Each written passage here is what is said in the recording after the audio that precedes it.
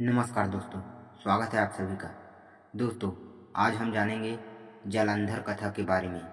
जालंधर को शिवपुत्र और सिंधुपुत्र कहा जाता है। पौराणिक मान्यताओं के अनुसार जालंधर की उत्पत्ति शिव जी के क्रोध से हुई थी, इसलिए उन्हें शिवपुत्र जालंधर कहा जाता है।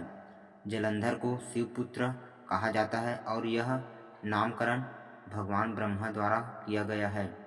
जालंधर के जन्म को लेकर पौराणिक कथा भी खूब प्रचलित है।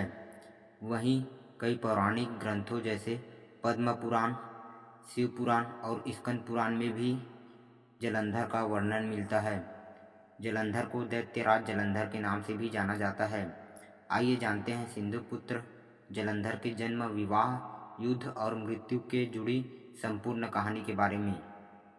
कौन था जालंधर, कैसे हुआ उसका जन्म? महादेव ने गुरु बृहस्पति के अनुरोध पर इंद्र के प्राणों की रक्षा के लिए अपनी क्रोधाग्नि को समुद्र में डाल दिया। यह ऐसा स्थान था जहाँ समुद्र और गंगा का मिलाप होता है। इसे ही आज गंगा सागर कहा जाता है। शिव जी के क्रोधाग्नि से समुद्र से एक बालक की उत्पत्ति हुई। बालक के रोने की ध्वनि इतनी तेज थी कि इसे सुनकर संपूर्ण संसार बहरा हो गया। तब सभी देवता ब्रह्मा जी के पास पहुँचे। ब्रह्मा जी भी बालक की ध्वनि को सुनकर समुद्र के पास पहुँचे और उन्होंने बालक को गोद में उठा लिया। बालक ब्रह्मा जी की गोद से लिपट गया और रोने लगा। यह देख ब्रह्मा जी की आंखों में आंसू आ गए। ब्रह्मा जी द्वारा बालक का नामकरण किया गया। ब्रह्मा जी ने बालक का नाम सिंधुपुत्र जालंधर रखा। इसके बाद शुक्राचार्य को बुलाकर जालंधर का राज्याभिषेक भी कराया गया। वृंदा के साथ हुआ जालंधर का विवाह। जालंधर का विवाह वृंदा के साथ हुआ। वृंदा कालनेमी नामक असुर की पुत्री थी। वृंदा भले ही असुर की पुत्री थी, लेकिन वह भगवान विष्णु की परम भक्त थी। जालंधर आगे चलकर असुरों का शासक बन गया। उसे दैत्यराज जालंधर कहा जाने लगा। कहा जाता है जालंधर के पास जो भी शक्तियाँ थी उसका रहस्य उसकी पत्नी वृंदा की पतिव्रता थी।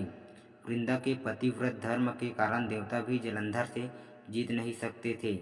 इस कारण जालंधर को अभिमान हो गया था और वह संसार में आतंक मचाने लगा था। इतना ही नहीं, जालंधर देवताओं की पत्नियों को भी सताने लगा। महादेव के साथ जालंधर का युद्ध और वध। जालंधर का आतंक बढ़ता ही गया। वह कैलाश पहुंचकर पार्वती जी को अपने अधीन करना चाहता था।